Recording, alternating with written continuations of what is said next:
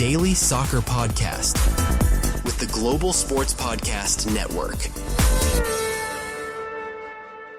Hello, wherever you are listening in the world. This is your daily Premier League podcast. It is the 10th of September. I am your host, Nick Britten, and I am delighted to say, I really am delighted to say this, by the way, because I've been doing the last three on my own. I'm delighted to say... Is that the only reason? I'm joined today by the magnificent podcaster, radio host, Leeds United fan, so 2 out of 3 is not bad, Cate Munro. Cate, how are you? I'm good. It's great to be here with you. You know, I'm in awe, Nick. I am. Don't tell Ken. In awe that finally, we've been talking about doing this for months. Finally, I get you on. Finally, yeah, with my questionable opinions. Yes. Well, we're going to find out what they are in a moment. Last night's podcast was dedicated to one subject, which was, well, the only show in town, really, which was, of course, the not surprise sacking of Nuno Espirito Santo as manager of Nottingham Forest, and the very swift replacement of Ange Postacoglu, who came in pretty much about half an hour later. Tries to pass Nuno on the way out, to be honest. And everybody's been kind of wondering, well, what does that mean? Because on the face of it, it is an appointment which makes a lot of sense, because Marinakis, the Forest chairman and owner, is a big fan of Ange. But on the other sort of face of it, makes no sense whatsoever, because he's going into a team and a squad which is set up to play the complete opposite of how he wants to play. Now, Cate, what is your opinion of what's gone on at Forest over the last few weeks? Well, I heard at the end of last season, actually, that, excuse me, they'd fallen out. There was a strain in relations. Apparently, Nuno, wanted certain activity in the transfer window that Marinakis wasn't prepared to go along with. And I remember an interview actually with Nuno. You probably saw it yourself, where he kind of sort of alluded to the fact that everything was a little bit tense and he might not actually sort of last there very long. And I was kind of hoping this season that they'd put that to bed, because I really like him and I rate him as well. And he obviously did a sterling job last season, finishing in 7th and getting them into Europe, for goodness sake. So I thought, it's a real shame, but I think Marinakis had obviously made his mind up and was waiting in the wings. Like you say, 2 totally different styles of play, which I don't know how that's going to work out, given the squad that Nuno had kind of built up to play his particular style, which isn't obviously the aggressive high press style that Ange ball. But we'll see. Maybe more transfers incoming in January for Forest. But I'm just on a kind of personal level. I not that I knew him, but I rate Nuno, and I was sad to see him go, to be honest. Well, the actual catalyst for all of this, of course, there was stuff rumbling on over the summer. And, of course, we had that extraordinary scene at the end of last season when Marinakis stormed onto the pitch at the end of the Leicester game. When Leicester, took a point off Forest and pretty much ruined Forest's whatever lingering hopes they did have at that stage, ruined their lingering hope of qualifying for the Champions League. And all of a sudden you're looking at that going, oh, Nuno's out the door. Yeah. Then, as you say, you had this kind of ongoing narrative over the summer of transfer markets, and was he getting the players he wanted, or indeed were players being brought in above his head? And we now know that really the main issue, if you like, was the signing, if that's the right word, of Edu, who's a former sporting director at Arsenal, as Forest's global head of football, whatever that is. Right. Sounds like a bit of a made-up title to me. But global head of football, but essentially cut off the supply chain of conversation between Nuno and Marinakis, and then Nuno's got to go and deal with Edu. Edu's got his own players he's brought in. A suggestion that Douglas Luiz, who came in on the last day of the transfer market, Nuno just simply didn't want him. He wanted Adama Traore, didn't get him.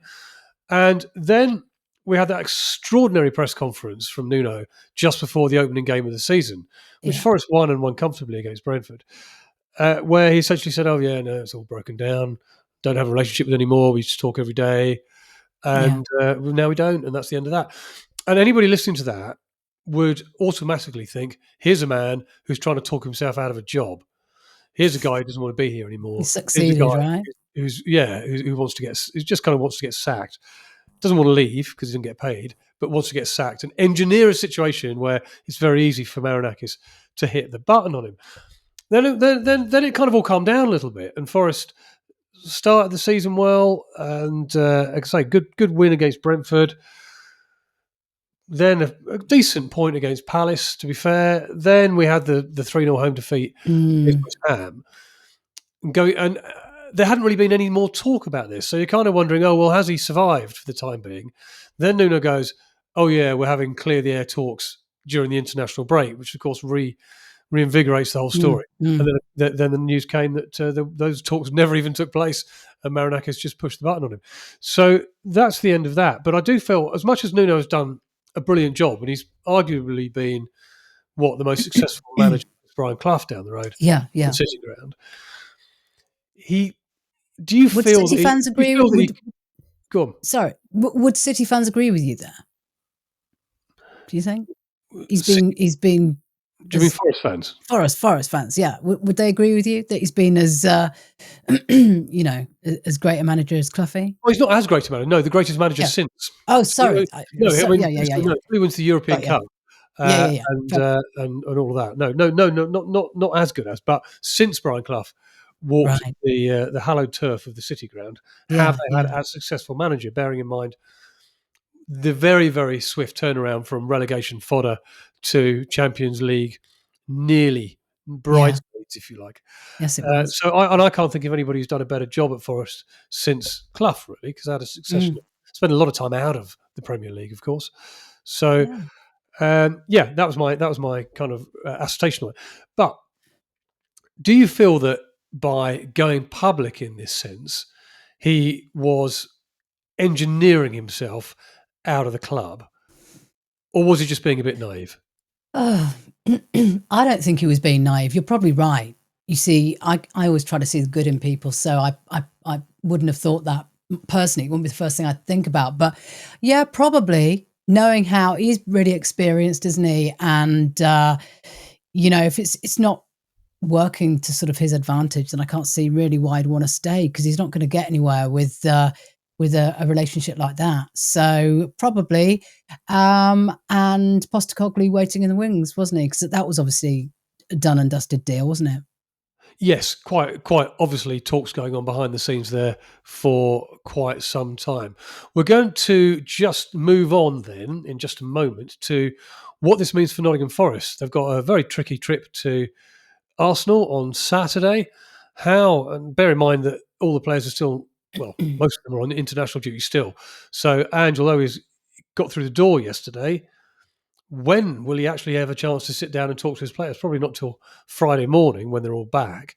What can you do between Friday morning and Saturday? Or indeed, will he bother trying to do anything whatsoever? And what does this mean for Forest moving forward? We're going to talk through all of that in just a moment. But first, a word from our sponsor. Your body is unique. And Global Sports Podcast Network has partnered with Bionique, the world's most personalised supplements.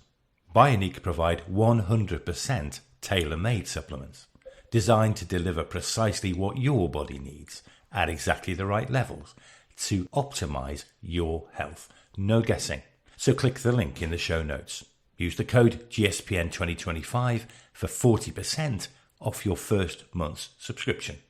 Bionique. Don't settle for off-the-shelf solutions made for just anybody. Get what's right for you right now.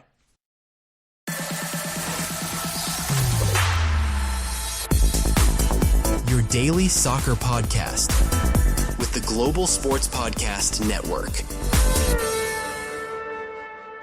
You are, of course, listening to the Daily Premier League podcast, part of the Global Sports Podcast Network, the only place to find daily podcasts on your favourite teams, a daily Premier League wrap-up, and you know that because you're listening to it. And if you haven't caught it yet, please do. It's the weekly Road to World Cup 26. It's the Global Sports Podcast deep dive into everything that's going on in the World Cup. New episode coming out every weekend. Thanks for being with us. We hope that you will make us very much your daily listen.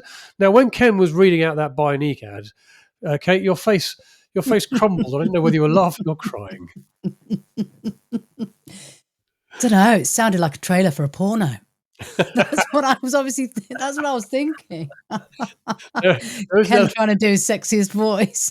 Yeah, that's probably not worth thinking about. Ken, by the way, who is my usual co-host on these podcasts, and indeed my permanent co-host on Road to World Cup, has disappeared off to France for a few days. So we're very much allowed to be as rude as we want to him. Yes, we are. It very much serves him right. Right, back onto the subject then of Big Ange, who this afternoon has announced his backroom team, and they broadly come with him from Tottenham Hotspur. So he's got a 4-person backroom team of Nick Montgomery, Sergio Ramundo, and Rob Birch, all of whom were with him at Tottenham. And then a new addition in Mile Jedinak, who will be remembered very fondly by Crystal Palace fans, who was a great player for Palace back in the day. They've all come from Tottenham, essentially, with him. He knows them, he trusts them. What do you think he's going to try and do ahead of the Arsenal game on Saturday? Well, they are going to be without Ola Aina, aren't they? He's a defender. He's out during the international break. I mean, I don't know whether he's actually going to tinker that much with the team, to be honest with you. I mean, Arsenal, Saliba's out, isn't he? They're also Havertz and Bukayo Saka. They're doubtful. So I don't know. Maybe I don't think they're going to do a lot. There's 2 days, one day, a couple of days before people get back. You've just What reminded about me. you? I must look at my fantasy league team because I know I forgot about mine. I'm really bad at this, and I was in America when I was reminded that like a day before the season started, I was meant to do it. So I literally put a team together on the run, only to get back a week later to find something like 9 out of the 11 were injured, and therefore no points. And like some of them are like long-term injured, and you can't just transfer people in and out without losing loads of points. So I'm trying to rebuild from a position of about minus 100. Gosh. Just think what it would be like if you pull it off, though. Well, it'll be the greatest escape ever known in it'll be football. It'll go down in the annals of footballing history. I think if you're sensible, the reality is that Ange will only get like Friday morning with his team ahead of the trip to the Emirates on Saturday lunchtime. He might have preferred the game to have been a Sunday or even a Monday night game, but Saturday lunchtime it is. So he's not going to get time. He can't really work on any tactics. So the sensible thing for him to do is just say, look, go out and do what you've been doing for the last few weeks. Against Arsenal, I mean, look, we know that Forest play a very defensive counter-attacking game. Yeah. And against Arsenal, that might well work. That might actually be the best thing to do. It may be that the way Ange likes to play, certainly the way it played at Tottenham, which was all-out attack, very gung-ho, is not the thing to do when you go to the Emirates. But when the Arsenal game's come and gone and he gets his teeth into them, it'll be very interesting to see whether he's got a choice, hasn't he? He can either just say, right, this is the way I play, therefore this is the way we're all going to play, or he can say, right, this is the way I'd like to play, but the players that I've got at my disposal at the moment don't suit it. They suit the way that they have been playing. Therefore, I'm going to adapt and do something a bit different. I think he's going to do plan A. I think he's going to go, well, to hell with it. This is the way I play, and we're all going to go for it. And I think that's probably what he's going to do, because that's what he's done everywhere he's gone. And that could prove very interesting. He says in brackets, curtains for Forest chances this season, close brackets, because I can't. Yeah, but they might get some silverware though, mightn't they? No, they won't. It's the bottom of the table. Of course they won't. No. If they go down that road, they don't have the players for it. If they go down that road, I think they'll struggle, because the players have been bought very specifically to play in a certain system. And if you look at the back, if you look at the back four, particularly, or the back two, particularly Milenkovic and Murillo, they're not going to cope with playing on a high line on the halfway line and be turned around and have to chase defenders back. Milenkovic was playing against. He got sent off, by the way, last night against England, playing for Serbia. But he's a great defender, but he ain't no Mickey van der Ven over 100 yards. I'll tell you that. So it kind of works for them. I don't know. It'll be fascinating to see what they do. It really will, and it'll be interesting to see whether this is a successful move or not. I'm not convinced. But then again, Ange Postacoglu is a kind of manager wherever he goes, you say, yeah, I'm not convinced, but then he wins things. He wins things. He won the Europa League for Tottenham. If he's going to get some sort of reinforcements in January, it might be more palatable to sort of just go for it between now and then. And he's obviously being promised some sort of activity in January. They have to, because otherwise they're going to. I mean, we don't want them to go down. Well, I don't. You might. Well, putting personal differences aside, club allegiances aside, do I want them to go down? Yeah, of course I do. No, I know what you mean though. And he will be. Look, Nottingham Forest spend loads of money all the time. They spent 200 million in year one, 200 million in year two. Spending money is not going to be an issue here. Right. Not going to be an issue here.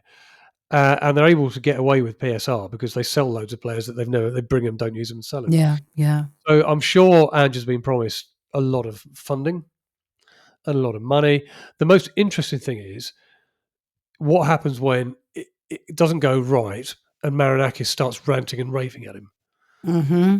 That's going to be the interesting thing. If it doesn't, I'll say when it doesn't go right. If it doesn't go right, what happens then? I don't know. I mean, Ange hosts great parties. Perhaps they just, you know what I mean? So I've heard. Well, maybe they can just smash a bit of plates together or something like that. I don't know. But anyway, look, the reality... They've got an EFL match next week as well against Swansea. Right. Well, that might be a time Forest. to try a few things. Start experimenting, yeah. Yeah, might try a few things. So, yes, we'll see where they go. On that. Right, Kate, whilst I've got you, I'm going to ask you, because you are a Leeds United fan, and we don't hear from many of those, I'm going to ask you about how Leeds have got on in the early part of the season. But before I do that, let me say this. Here at the Global Sports Podcast Network, we spend a lot of time selecting our delivery platform. And Zencastr came out the clear winner. And you know this, Kate, because you were part of those discussions 2 years ago when we were looking at all these various different platforms. So we love Zencastr here at GSPN. It's got 4K video recording from your phone, AI editing that automatically removes all those ums and ahs. We'll see whether it does in this advert. I don't know. It's super easy to start a podcast that sounds great and is delivered efficiently. So if you are ready to tell your story, click out the link in the show description and learn more about Zencastr. And it is very good. We do like it. So yeah, it's good. It's good. Hurrah for Zencastr. Your daily soccer podcast with the Global Sports Podcast Network. Okay, we move on to the final bit of the show then. We've got a couple of things to discuss. Firstly, I'm keen to get Kate's idea of where she thinks Leeds have started and how it's all going compared to how she expects it to go, because she's a big Leeds United aficionado. And then a quick chat on the England players who have booked their place on the plane. Two World Cup qualifiers in the last few days. A rather miserable dirge of a 1-0 win against Andorra on Saturday, which I had the misfortune to be at, followed by an excellent 5-0 victory away from Serbia last night, where they played really well. They were really good. And Serbia were a lot worse than Andorra, which you would not have expected. But there we are. So inconsistent, though, isn't it? Inconsistent. Doesn't fill you with confidence, right? No, but I'd rather be winning 5-0 away from home than winning 1-0 at home. So we'll take what we can get. It's all meaningless at the moment. It's about qualifying. That's all it's about. Yeah, of course. That's what it's all about. So let's just enjoy the good times when they come, because they don't come around that often. Right? How Leeds United then? What do you sense? You came into the season because we had a long chat pre-season. Very, very pleased they got promoted last year. Of course. Well done. And they were, I watched a lot of Championship football, and I thought they were the best team in the Championship. Yeah. And they just about won the title, didn't they, in the Championship? They scored in about the 90. Yeah, just Burnley, yeah. Which was the right thing to do, because Burnley, they bore-drawed their way to promotion, whereas Leeds were a much more exciting team to watch. So what did you think going into the new season, and how's it started for you?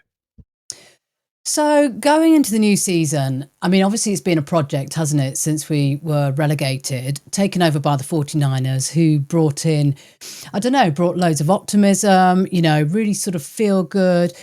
Fans started believing again after that dreadful relegation.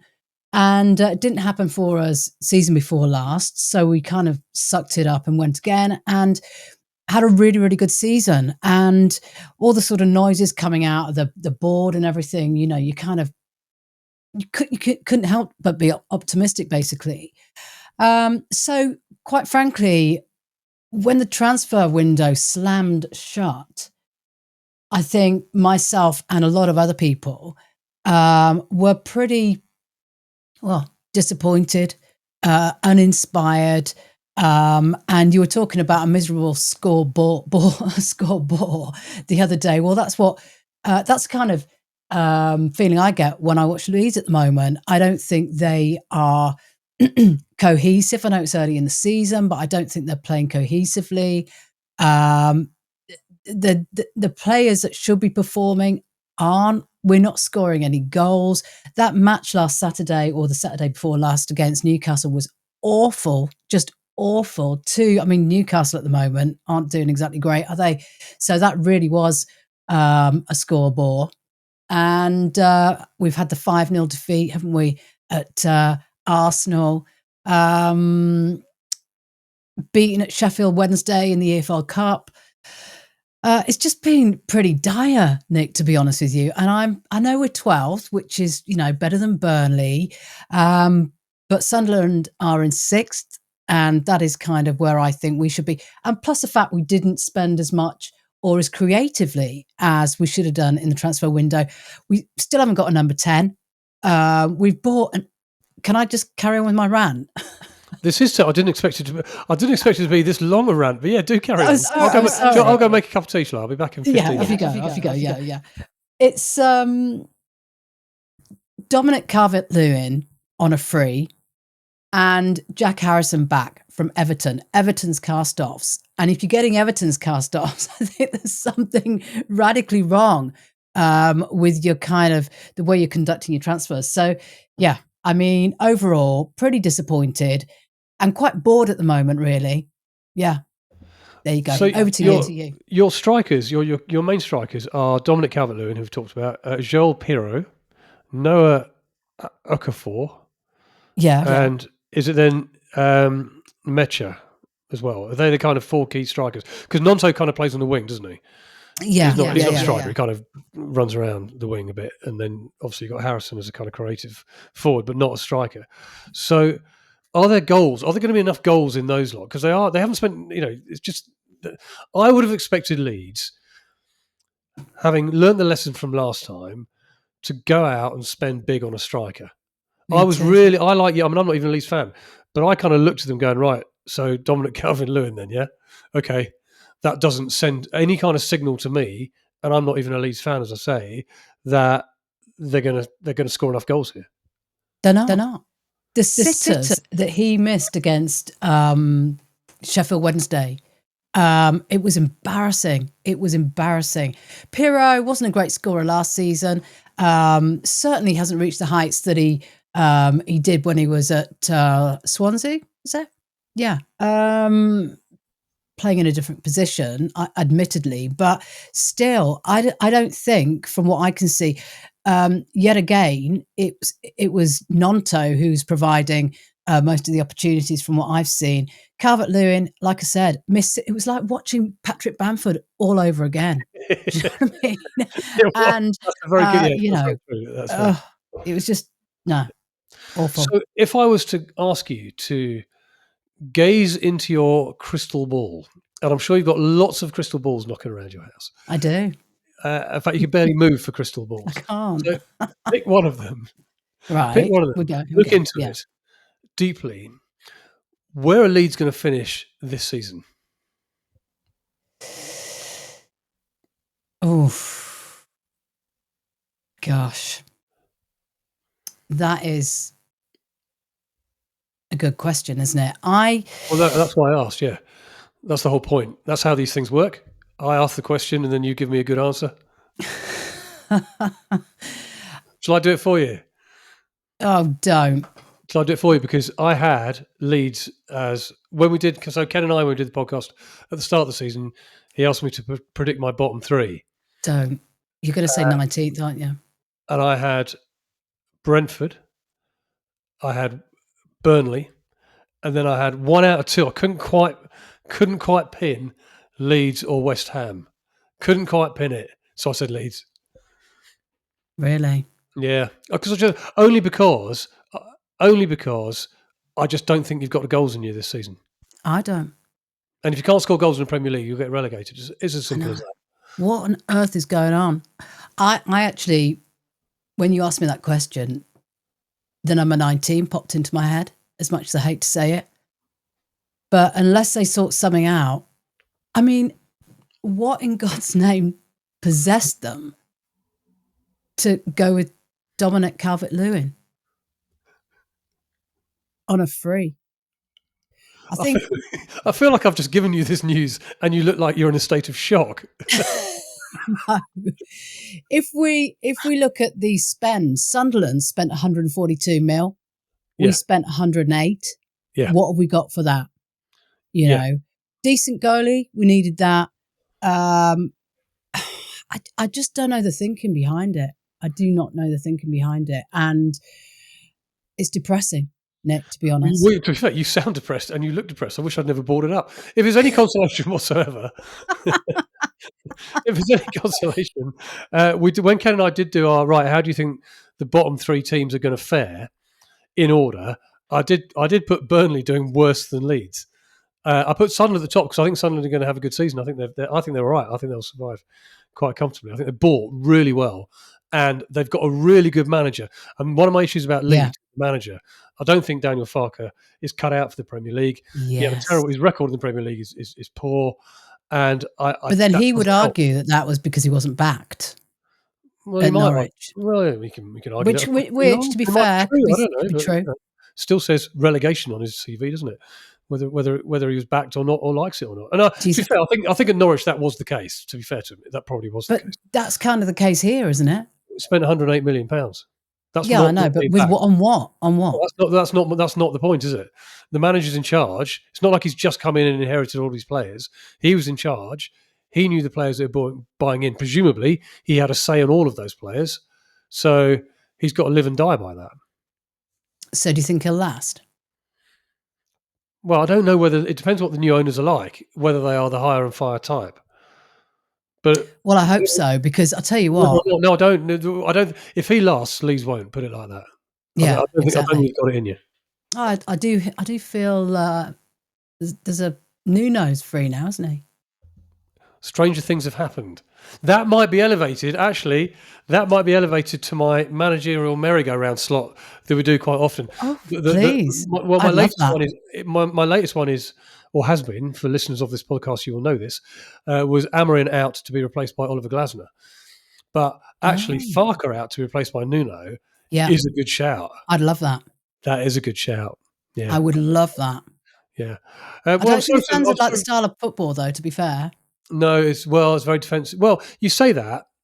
You say you don't like the style of football, and on the face of it... No, I don't mind it, but I think some fans would object. Well, okay. Would they just rather than just get relegated? Yeah, probably. Yeah. What's Farke's standard? What's the style of football at the moment? I don't know. Sit back and do fuck all. Sit back and do... Let's hope Zencaster can do its job there. Beat that out. Can you beat that out? I apologise to anybody who may have picked up a rude word. Sorry. Honestly, I'm not inviting you back on. Okay. I wash my mouth out. I say I'm not inviting you back on, but you're doing tomorrow's podcast anyway. Friday. So I'm going to have to listen to it now. Make sure I won't F and blind anymore. I'm talking about Leeds, I get frustrated. I can see that, blimey. You want to turn the lights off and lie down after we finish this. Yeah, so look, we'll see where it goes. Right, to finish the podcast then. Mm-hmm. England have played 2 games in the last few days. As I said at the start of the show, a rather dispiriting 1-0 victory over Andorra on Saturday and a very much improved 5-0 victory away at Serbia last night. What has it done? How has it changed the manager's thinking? What is he thinking? And has anybody staked their place to be on the plane? What do you reckon, Kate? What do you reckon about England at the moment? So obviously there was goals from quite a few players on against Serbia, which I think is really good. Obviously, it shows kind of depth. 2 goals from the centre half. You don't know. You didn't see the game, did you? I'll No, tell I you. didn't. But I'm looking at it. Well, I did watch it, and I did go to the game against Andorra on Saturday, so I feel well qualified to say what I'm about to say. Yeah, we had 2 goals from centre halves last night, so great to see Mark Gay and also Conser get on the score sheet, and even Rashford managed to get on the score sheet, albeit for a penalty, which was one of those that you look through your sort of fingers at, because he walks up to the ball and just waits, and he's looking at the goalie. And the goalie's looking at him, and it's painful. It's painful to watch. But he puts it, I think he's just waiting for the slightest shift of balance one way or other from the keeper, and then side-footed it the other way, not in the corner, far from being in the corner, but the keeper already committed his weight. But I don't like penalties like that at all. I'm glad for Rashford. I'm glad he scored. Try being a Leeds fan. They're all like that. I don't know. No. Run up, close your eyes, smash the ball as hard as you can. Yeah, exactly. That's the way. Just like I would. That's the way to take a penalty, just like you would. Right, okay. Yeah. I'd like to see that. Yeah. I'd like to. So, yeah, goals from all there. I think that it's been an interesting selection from Tuchel at the moment. He's had to try out some new players in new positions. In the 10, he kind of against Andorra and Serbia, he kind of played a 4-1-4-1.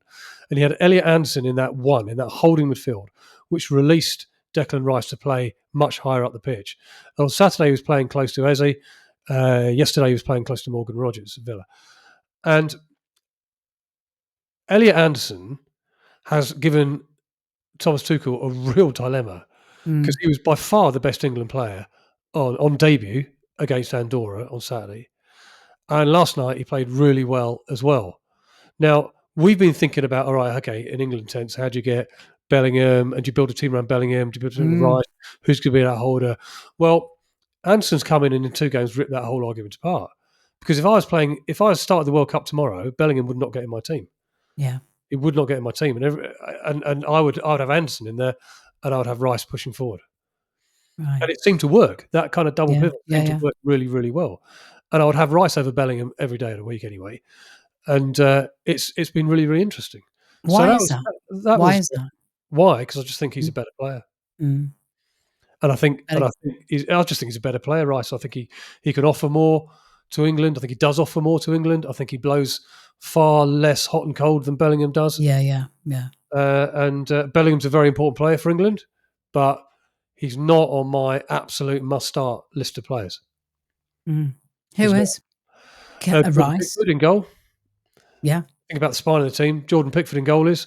Mark Gay is at centre-half. I think he's our number one centre-half. There's a position next to him, which is up for grabs, I think. In the midfield, Declan Rice is. Harry Kane is up top. I'm glad you're not Ken, because he just then now got a massive rant about how much he hates Harry Kane.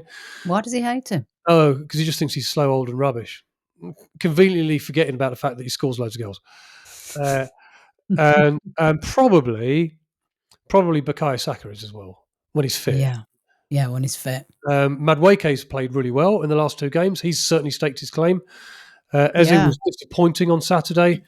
Not his best position, and he was forever surrounded by 8 yellow shirts, so it didn't quite work for him. But I really like Gordon, one of my favourite players. No, I'm not a great fan of Gordon, but he did come on Saturday, make a bit of a difference, and played well last night. And then you've got this kind of batch of newcomers like Morgan Gibbs-White. Again, came on Saturday, made a bit of a difference, and what have you. What does that mean for the older guard like Rashford? Don't know. It's interesting that Tuchel's picked him for these 2 games and played him. And Henderson as well. And Jordan Henderson. And Jordan Henderson, who came on last night. Like, why? Yeah. Why? I mean, we know he's back in the Premier League. Well, yeah, but why do you experience when you're 4-0 up away home from Serbia? I know he's back in the Premier League and all that, and I appreciate his place in the squad behind the scenes, but not really a lot of point. Not really a lot of point. Putting him on the pitch, particularly. So I think you've got probably 4 or 5 players who you're absolutely nailed on. which is great because it means there's loads of other. Nearly every position's up for grabs. Yeah. One way or That the is other. good. Reece James has been playing right back and done a good job. So does that mean the end for Trent Alexander-Arnold? Miles Lewis-Skelly has come in and done well at left back, but he's not playing for Arsenal. So if he continues not to, because Calafiori's playing at left back at the moment, if he doesn't get game time, can he continue to play there? But Tino Livramento came in, played really well. He had a really good England under-21 tournament in the summer. He's playing back regularly in Newcastle. So, that there's competition in those sorts of places. And the front four, other than Kane, so you've got a front three there. And we've talked about Eze, we've talked about Madueke, we've talked about Morgan Rogers, who had a really good game last night. He's in there. We're not even got around to Cole Palmer or Phil Foden and players like that. Yeah. So Tuchel's got an embarrassment of riches. He really has. It's a good position to be in, isn't it? It's a great position to be in. It's great to have a selection ahead of like this. But huge kudos to Elliot Anderson, the Nottingham Forest midfielder, who has come in and he's been given an opportunity and he's grasped it, he's taken it, he's stolen it, he's waved it around, and he's said to Tuchel, "Pick me, I'm your man for that DM role in the middle of the park." Good man. And what about against Andorra? What was he like then? He was pretty much the only England player to come out with credit. He really was. I mean, it's very difficult to give any credit to Jordan Pickford or the back line because they didn't do anything. I was very disappointed with Reece James because he pushed on. He got himself in lots of attacking positions, yet every time he had a chance to whip the ball in, it was just pass it backwards, until he did finally whip the ball in. And guess what? We scored from a header. Declan Rice was on the end of it. So that was disappointing. And at the other end, on the other side, Lewis Skelly played okay. They all had an off day against Andorra, apart from Anderson, who just buzzed around the pitch, winning the ball, passing it on, and just kept the whole show ticking along. It's very good. Very impressed. And of course, he had a great season at Forest last year as well. So he's really catapulted himself into the England setup. Good for him. Yeah, good for him. And we've got Latvia and Latvia, 14th of October next. Yeah, next game, Latvia. If we win that, we've qualified. It's all over because we've played 5-1-5 and not conceded a single goal, which may look brilliant until you look at the opposition. The opposition's so really, we should be playing 5, winning 5. We should be, yeah. We should be winning 5 and by 5 every match if the opposition's so crap. Yeah, exactly that. Yeah. So that's how it is. Right. Okay. Well, look, that brings us to the end of today's podcast. Thank you very much indeed for being with us. As we always say, make us your first and only. Well, not only. We'll let you listen to others. We don't mind, but certainly make us your first listen of the day here at the Daily Premier League podcast. More tomorrow as we start to build up, looking at the weekend's game. Yes, football is back, people. Premier League is back. Whew, thank goodness for that, I hear everybody say. But until then, Kate, thank you very much indeed for joining us. It's been great. Welcome. Yeah, I've enjoyed it. And wherever you are in the world, have a great rest of your day. Take care of yourselves. Take care of each other. And goodbye.